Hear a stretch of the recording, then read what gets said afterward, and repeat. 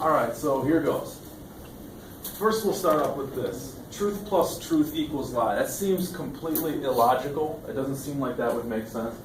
And to some extent, you might be right on a superficial level. But I'd like to prove that maybe this is universally true. Inside this classroom, out in the world, I'd like to try to at least prove that this is universally true in all instances. Now it's going to take a little bit of work, and I'm going to let you know this starts off pretty philosophically, but I think you guys can follow. I'm going to come up with a sort of a silly example to start with. It doesn't really make sense in a real-world environment, but it'll get us started looking in the right direction. So I want you to imagine that you have a friend named Joe. He's been an acquaintance of yours. He's maybe your neighbor. You see him around. You take the same bus. And he's always had a chipped tooth. Always. And it's very noticeable. You've had more than a conversation or two with him, you notice he has a chip in his tooth, and it's something that people talk about all the time. And here you are at high school. Joe's got a different schedule than you, but you both have the same 6B lunch, the rowdy lunch. 6B is always the rowdy one. And he's with his friends, and they start an argument, and the argument escalates, and his buddy starts pushing him, and before you know it, there's a brawl. It's a pretty vicious one. Chairs go flying, security comes running in, and Joe, for whatever reason, in the melee, he sort of slips away and is able to walk away, and you see this visually, and you walk to your next period class excited that you have a story, seeing a fight. And so you say that, oh, Joe, my neighbor, he was in a brawl in the lunchroom.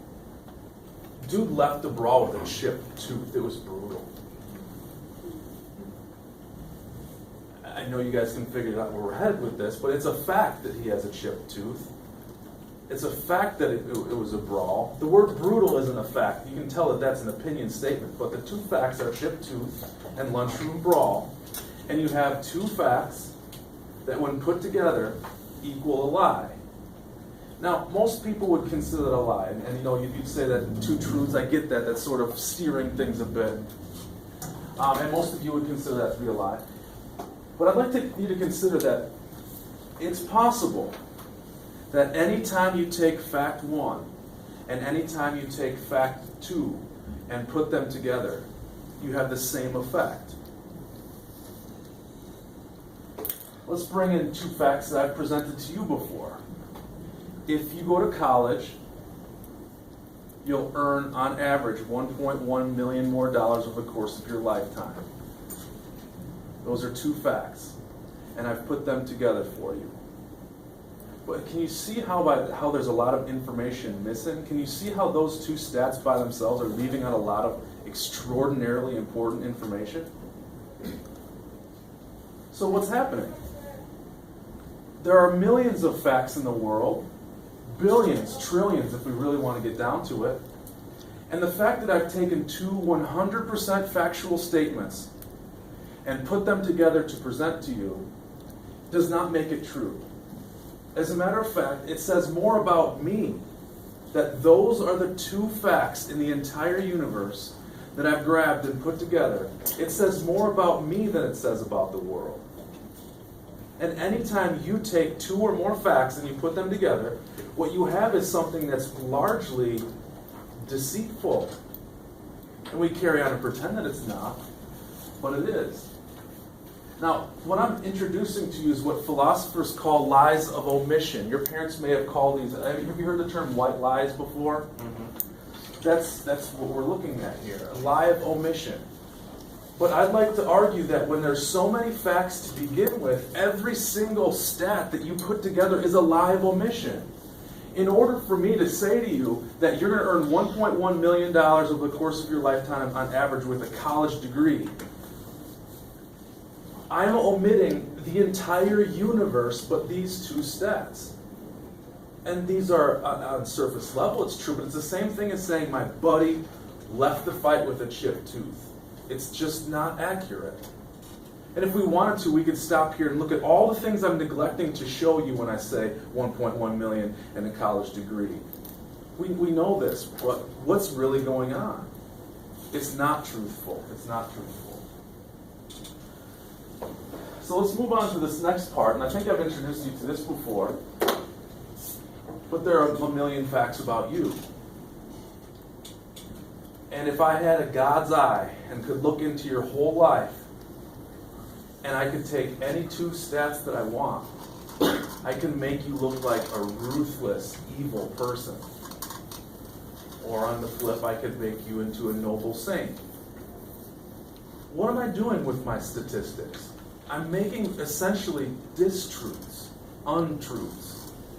And the two that I pull from you, the two stats that I pull off about Cal, I take two stats out of his life, they say more about Mr. Hart than they do about Cal. By a landslide, it tells you more about me. So here I am showing facts, and they're not true at all about the source from which I pulled them. Did I show you, I think I might have, did I show you a website? Just open up the CNN? Yes. Okay, now we're getting there. Now I'm glad I introduced that to you before, because CNN is taking 1 trillion things and it's showing you 22. And you look at that as though it's factual. But you could argue it's 100% a lie. And that there's so much more left out. What is left out? That's the question. So let's say that I want to make a documentary about Cal, and I have $2 million and all the time in the world, and I follow him around, I interview him. I'm never going to collect anywhere near enough to say that I know Cal. It's going to be a liable mission. Let's take a historical example. It's been very important to us to study the grassy knoll that John F. Kennedy was assassinated from. Or from a tower, we don't even know, right? This was so important that the United States hired a bunch of very important people to investigate this for years. It was called the Warren Commission. And the whole thing was to study the facts. What happened to John F. Kennedy? We don't know. And even with all that money and all that research, even then, we didn't come even close to 1% of the information that was available that day. So that leads us to the last one we've summarized here. Okay.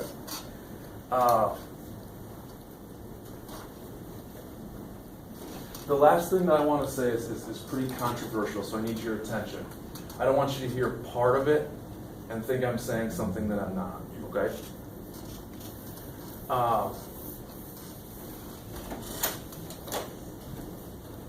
You just put it down. We have been taught a certain set of facts here in this culture, and we know ourselves through those facts. So how is it that there is a country or a group of people who hate us? Let's give an example of ISIS. If this is true, if what I'm telling you is true, then ISIS has facts about us that they can stack together to make us look like bad people, and us them. So how is it that they do that? How is it that someone can take two facts and put them together and think they understand the world? Here's one example. Here's one reason why we're hated and can be considered to be hate. That we can deserve that hate based upon the stats that we grab.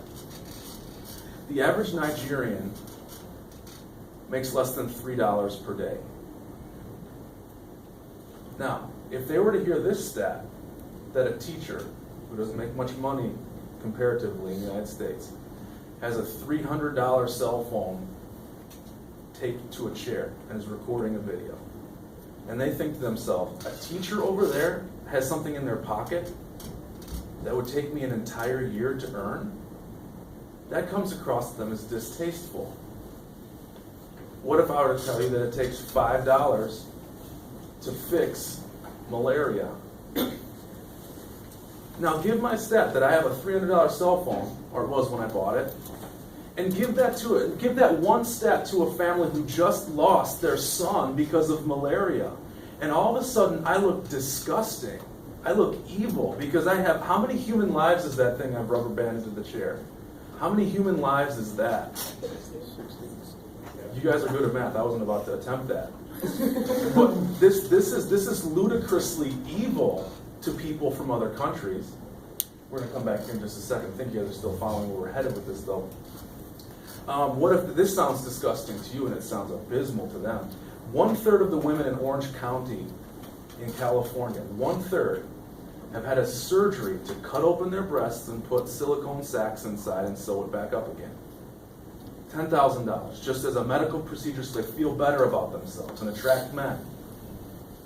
Tell that to someone who just lost a son from malaria in Africa, and that's evil to them. So you have two stats or facts, you put them together, and something very distorting happens, doesn't it? I've taken two facts, and as soon as you put two facts together, a huge distortion occurs. Yeah, Demetrius. And that's why he said it was more about you than it does about the person in question. I'm glad you're here. I would forgot to say that. Because it's revealing that you're distorting, that you're gathering factual information and distorting it in a rather propaganda on like a fashion for your own aim.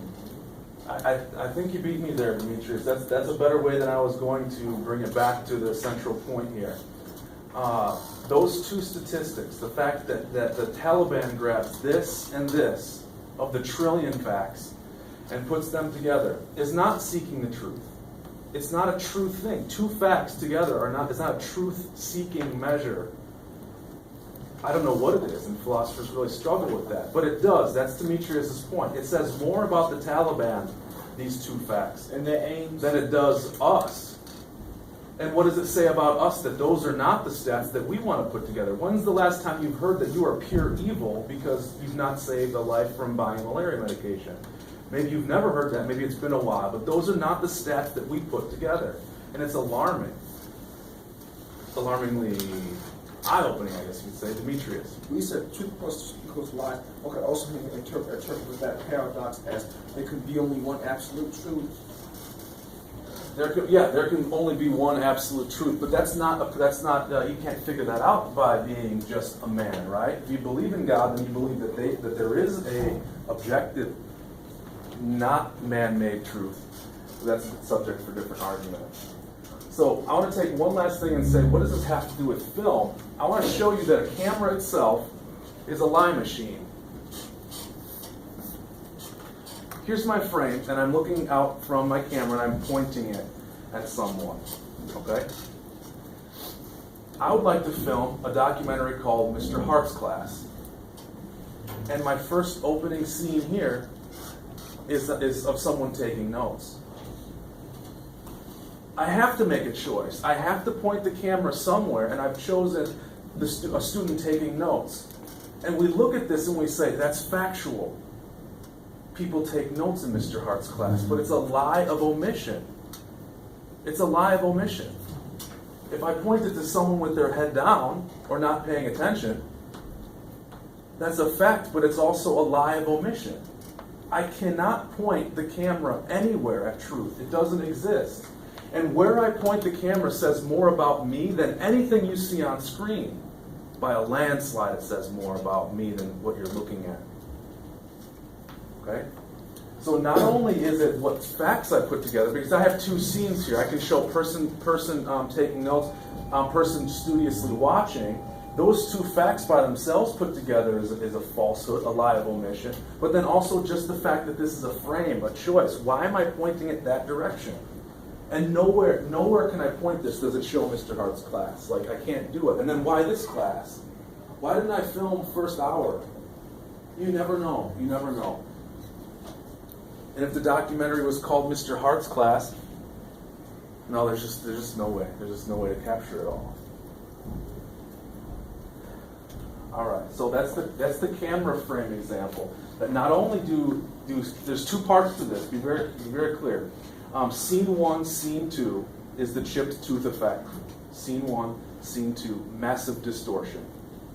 And then the second part is different. It's the fact that the camera itself, by the use of its frame, is omitting everything outside of it.